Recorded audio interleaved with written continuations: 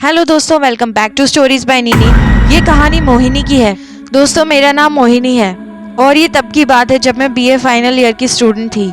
मेरी पुरानी रूममेट से मेरा झगड़ा हो गया था और मुझे अर्जेंटली किसी फ्लैट की तलाश थी। मैंने जल्दबाजी में एक अंकल के घर पर एक पीजी देख ली। इस पेइंग गेस्ट में मेरे पास 2 कमरे, एक हॉल और एक किचन था।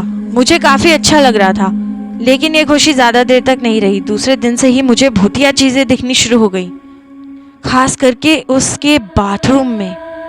वहाँ अक्सर मुझे एक औरत दिखाई देती थी जो बहुत ज़ोर ज़ोर से रो रही होती थी।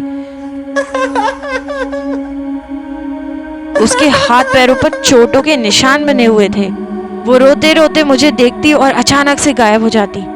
मैंने सोच लिया था मैं इस पीजी को जल्दी ही खाली कर दूंगी, लेकिन मैं एडवांस दे चुकी थी।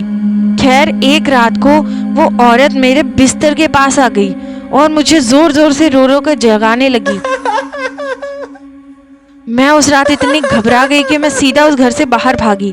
उस घर के नीचे के फ्लोर पर वो अंकल रहते थे और ऊपर के फ्लोर को उन्होंने एज अ पीजी दिया हुआ था। मैंने नीचे अंकल का गेट खटखटाया, लेकिन उन्होंने खोला ही नहीं।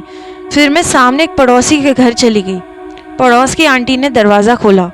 मैंने उन्हें घबराकर सारी बात बताई तो वो सुनकर वो चौंक गई। उन्होंने कहा कि आजा, तुम मेरे घर पर रुक जाओ। फिर उन्होंने बताई असली कहानी। दरअसल ये जो अंकल थे, उनकी वाइफ की डेथ हो चुकी थी। पुलिस की नज़रों में ज़्यादा एविडेंस नहीं होने की वजह से उन्हें बरी कर दिया गया था, लेकिन सारा मोहल्ला जानता था कि उन्होंने ही अपनी बीवी को मारा है, क्योंकि अक्सर वो उसके साथ मारपीट करते थे। और मोहल्ले वाले ये कहते थे कि आज भी उनकी बीवी की आत्मा उसी घर में रह रही है, अपना बदला लेने के लिए।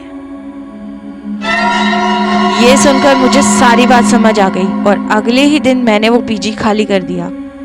तो ये थी आज की horror story. Thank you for listening.